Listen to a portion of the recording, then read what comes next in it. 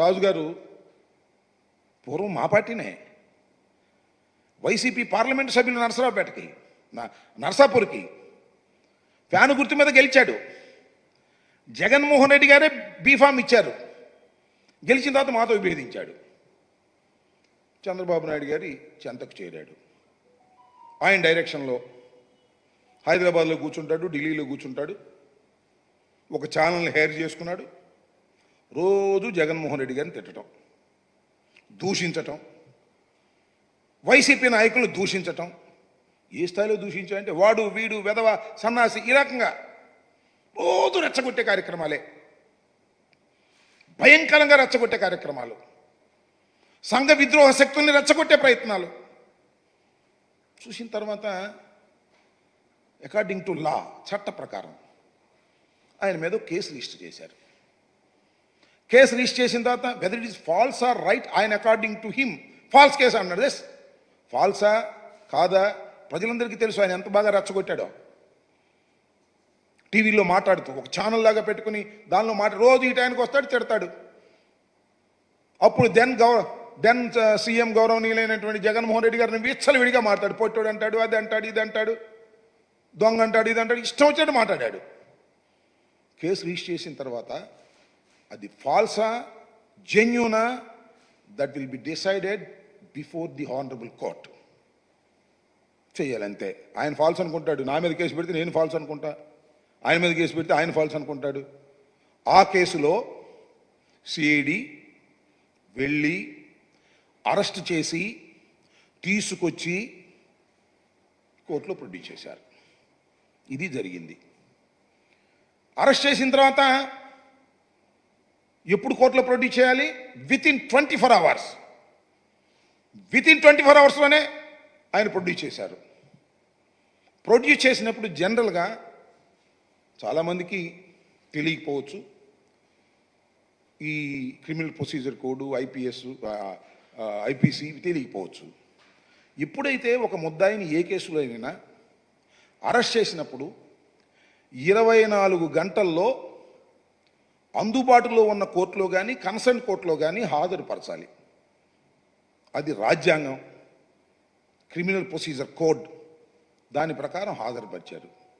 హాజరుపరిచినప్పుడు జనరల్గా ఆ మ్యాజిస్ట్రేట్ ఒక మాట అడుగుతాడు ముద్దాయిని, ఏమండి పోలీసు వారు మిమ్మల్ని ఏమైనా ఇల్ ట్రీట్ చేశారా అని అడుగుతారు. అడిగినప్పుడు ఇల్ ట్రీట్ చేయలేదండి అని చెప్పొచ్చు. ఇల్ ట్రీట్ చేస్తే ఇల్ ట్రీట్ చేశారు అని చెప్పొచ్చు. ఇల్ ట్రీట్ చేశారంటే ఎమ్మటే కాగితం తీసుకుని మ్యాజిస్ట్రేట్ గారు రాస్తారు. ఏం ఇల్ ట్రీట్ చేశారు, మిమ్మల్ని కొట్టారా, తిట్టారా, ఏం చేశారు, హౌ ఏ రకంగా ఇల్ ట్రీట్ చేశారని చెప్తారు. నన్ను కొట్టారండి, నన్ను తిట్టారంటే దట్ ఈస్ డిఫరెంట్. నన్ను కొట్టారండి అంటే ఎమ్మటే నీరెస్ట్ హాస్పిటల్కి పంపిస్తారు, కొడితే గాయాలు ఉండాలి కదా అని. ఈ రాజుగారు కూడా నన్ను ఇల్ ట్రీట్ చేశారండి, నన్ను కొట్టారండి అని చెప్పారు. ఎవరు కొట్టారు చెప్పలా, గుర్తు తెలియని వ్యక్తులు ముసుగులు వేసుకుని కొట్టారని చెప్పాడు. అది ఆయన చెప్పింది కక్షతో. ఎమ్మటే జీజీహెచ్కి రిఫర్ చేశారు. జీజీహెచ్లో ఎగ్జామిన్ చేశారు. ఎగ్జామిన్ చేసేటప్పుడు కూడా ఏమిటి మీకు ఏం జరిగింది అనేది ఇక్కడ కొట్టారండి, నన్ను ఈ రకంగా పలానోళ్ళు అని చెప్పాలి కదా, గుర్తు తెలియని వ్యక్తులని చెప్పేశాడు. అది నోట్ చేసుకున్నారు, కోర్టులో నోట్ చేసుకున్నారు, మ్యాజిస్ట్రేట్ గారు జీజీహెచ్లో నోట్ చేసుకున్నారు.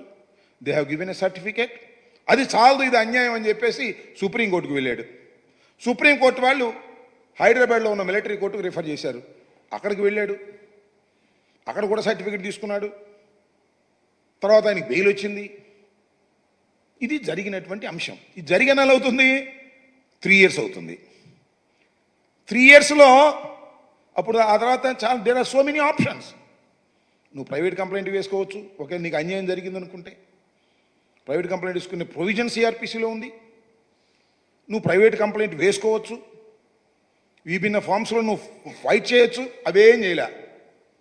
ఇప్పుడు దాకా కాముగా ఉన్నాడు. గవర్నమెంట్ వచ్చింది, జగన్మోహన్ రెడ్డి గారు ముఖ్యమంత్రిగా దిగిపోయారు, చంద్రబాబు నాయుడు గారు ముఖ్యమంత్రిగా అయ్యారు.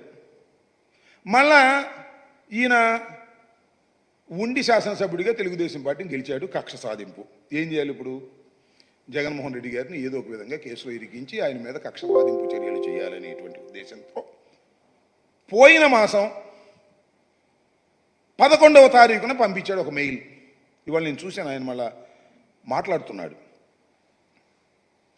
నిన్న సుధాకర్ రెడ్డి గారు ఇక్కడే ప్రెస్ మీట్ పెట్టి చెప్పారు, 11వ తారీఖున కంప్లైంట్ ఇచ్చి మెయిల్లో గుంటూరు ఎస్పీకి పంపిస్తే 10వ తారీఖునే లీగల్ ఒపీనియన్కి పంపించినట్టు రాసుకున్నారు. ఫ్యాబ్రికేటెడ్. ఆయన 11వ తారీఖు మెయిల్లో పంపించాడు, 10వ తారీఖునే వీళ్ళు రిఫర్ చేశారు. ఏంటిది అంటే ఒక ప్లాట్, ఒక ప్రీ ప్లాన్డ్గా చంద్రబాబు నాయుడు గారు లోకేష్ గారు చెప్పడం, ముందే పంపించడం, టకటక పంపించేటటువంటి కార్యక్రమం చేయటం.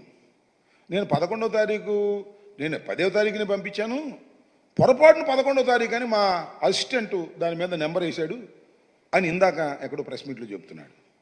మెయిల్లో ఉంటుంది కదా ఎప్పుడు రిసీవ్ అయింది, 11వ తారీఖునే రిసీవ్ అయినట్టుగా మెయిల్లో చాలా స్పష్టంగా ఉంటుంది. ఏమైనా జామ్ అయిపోయిందా? 10వ తారీఖుని పంపిస్తే నువ్వు మెయిల్ దొరికిపోయావు. నువ్వు దొరకడం కాదు బాబు, పోలీస్ ఆఫీసర్లు కూడా దొరికిపోయారు. 10వ తారీఖున నువ్వు 11వ తారీఖును పంపిస్తే ముందుగానే లీగల్ ఒపీనియన్కి పంపించి, అసిస్టెంట్ డైరెక్టర్ ఆఫ్ ప్రాసిక్యూషన్ పంపించి ఇమీడియట్గా తెప్పించుకున్నావు లీగల్ ఒపీనియన్. ఇదిగో పలానా 307 పలానా సెక్షన్ వేసి ఇది కేసు కట్టేయచ్చు అని ఆయన పంపించాడు. మరి నువ్వు నెల దాకా ఎందుకు ఆగావు? 11వ తారీఖుని ఎందుకు రిజిస్టర్ చేశారు పోలీసు అధికారులు? నేను అడుగుతా ఉన్నా, పోలీసు అధికారులను అడుగుతా ఉన్నా, ఆ కన్సర్న్ ఆఫీసర్స్ని ఎందుకు 1 మంత్ డిలే చేశారు? ఎఫ్ఐఆర్ మీకు చేరిన తర్వాత 1 మంత్ ఎందుకు డిలే చేశారు? ఎందుకు చేశారో మాకు తెలుసు. మాట్లాడుకున్నారు, జగన్ గారి మీద కేసు పెడదామా, రాంబాబు గారి మీద కేసు పెడదామా, ఎవరి మీద కేసు పెడదాం అని లోకేష్ గారు, చంద్రబాబు నాయుడు గారు, రాజు గారు 1, 2 సార్లు 3, 4 సార్లు ఆలోచించుకున్నారు. పైనుంచి కింద దాకా యంత్రాంగాన్ని సమాయత్తం చేసుకున్నారు.